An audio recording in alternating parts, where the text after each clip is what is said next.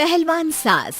मधु की शादी के कुछ सालों में ही उसके पति की मृत्यु हो जाती है, जिसके बाद उसके ऊपर सास की जिम्मेदारी आ जाती है और वो अब अपनी सास के साथ घर में अकेली रहती है। मम्मी, नाश्ता बना दिया है, टाइम से खा लेना। दोपहर का खाना शीला आकर बना देगी। मैं ऑफिस जा रही हूँ। अरे क्यों उस टेप रिकॉर्डर पर पैसे खर्चा करती हो? इतना काम मैं खुद भी कर सकती हूँ। हाँ हाँ बिल्कुल। आधे समय तो जोड़ों के दर्द की दवाई खाती हूँ और फिर काम करने की बात करती हो। दवाई खाती हो तो क्या, मैं अभी भी अकेली 10 पर भारी हूँ। हाँ हाँ मैंने मान लिया। मधु घर से चली जाती है, जिसके बाद सास नाश्ता कर दवाई लेकर टीवी देखने बैठ जाती है। दोपहर को शीला घर आती है।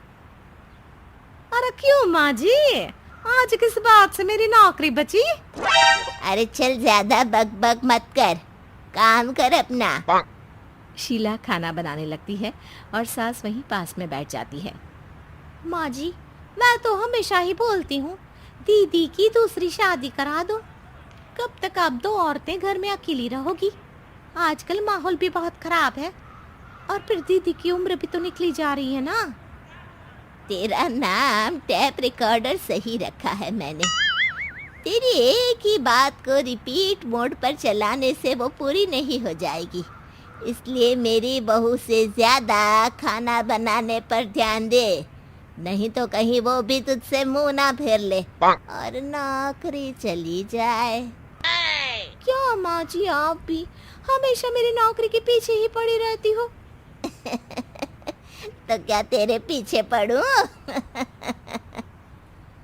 इसी तरह दोपहर से शाम हो जाती है और शीला अपना काम खत्म कर वापस चली जाती है। अब अकेली सास एक बार फिर टीवी देखने बैठ जाती है, जिसकी थोड़ी ही देर में मधु घर आ जाती है और सास बिना कोई देर किए शीला की बातें उसे बताने लगती है। मम्मी, आप भी ना किसी बच्चे से कम नहीं हो, जिसके पास हमेशा शीला को लेकर कोई ना कोई बात रहती ही है। अब बस भी करो ना, इतनी बुरी नहीं है बेचारी। अरे मैंने कब कहा बुरी है, बस उसकी बातें करके मुझे बड़ा मजा आता है। सास की बात पर हंसते हुए दोनों डिनर करने बैठती ही हैं कि लाइट चली जाती है। अंधेरे में मधु मोबाइल की फ्लैश लाइट जलाकर मोमबत्ती ढूंढने लगती है। तभी उसे हॉल में कुछ गिरने की आवाज आती है। मम्मी, आप अंधेरे में इधर उधर क्यों घूम रही हो?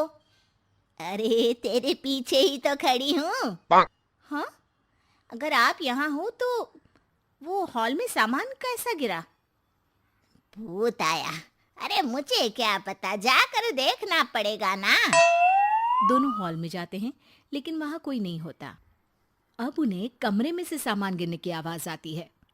लगता है ये भूत चोरी करने आया है, इसे वापस कब्र में पहुंचाना ही पड़ेगा। बस हाँ, आप ज्यादा ना 30 मार खा मत बनो, मैं पुलिस को फोन करती हूँ। अरे जब तक तेरी पुलिस आएगी तब तक क्या वो हमारे साथ बैठकर अंताक्षरी खेलेगा? हट डरपोक, संभालने दे मुझे। अब सास पास रखा फ्लावर पॉट उठाकर कमरे की तरफ बढ़ने लगती है, जहां उसे 2 आदमी दिखाई देते हैं। पीछे पीछे मधु भी वहां आ जाती है। मम्मी, अभी भी मौका है, बाहर भाग जाते हैं। मधु की आवाज सुन चोर चौकन्ने हो जाते हैं। ओए तुम दोनों, जहां हो वहीं खड़ी रहना, नहीं तो दोनों को गोली मार दूंगा। अरे तुम दोनों अभी के अभी बाहर जाओ, नहीं तो मैं तुम्हें जिंदा नहीं छोड़ूंगी। ये बुढ़िया हमें धमकी दे रही है। अबे तुम दो अकेली अब लड़ते क्या कर लोगी? अरे जा भेजा, दोनों को बांध दे। जैसे ही दूसरा आदमी सास को पकड़ने उसके पास आता है, तो वो उसके सर पर फ्लावर पॉट मार देती है।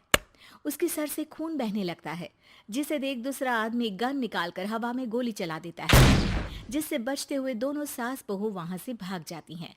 अब वो तीनों एक दूसरे के आगे पीछे पूरे घर में भागने लगते हैं। मम्मी, आपने तो सच में उसे मार दिया। तो मजाक में कौन मारता है? और अभी तुम मेरे साथ ही रहना, नहीं तो पक्का मारी जाओगी। ये औरतों को कमजोर समझता है ना। आज इसे औरतों की ऐसी ताकत दिखाऊंगी कि ये आदमी पैदा होने पर शर्म करेगा। ये अचानक आपके अंदर झांसी की रानी कहाँ से जाग गई? वैसे तो हमेशा जोड़ों में दर्द बोलती रहती हो।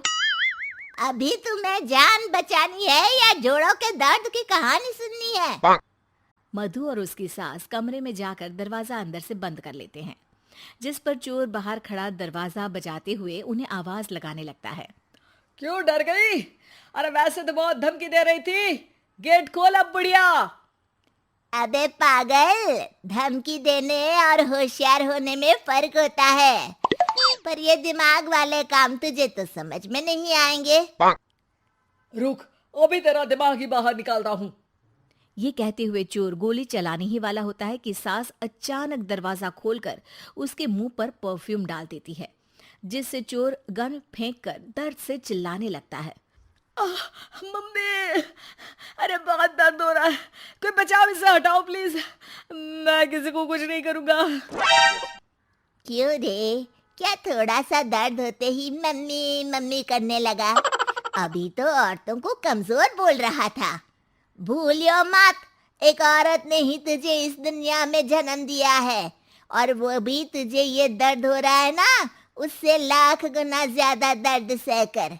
इसलिए औरतों को दोबारा कमजोर भूल कर भी मत बोलियो। वाह मम्मी, आपका ये रूप तो मुझे पता ही नहीं था। आपने तो कमाल ही कर दिया। कहा था ना, अकेली ही 10 पर भारी पड़ सकती हूँ। ये तो फिर भी 2 ही थे।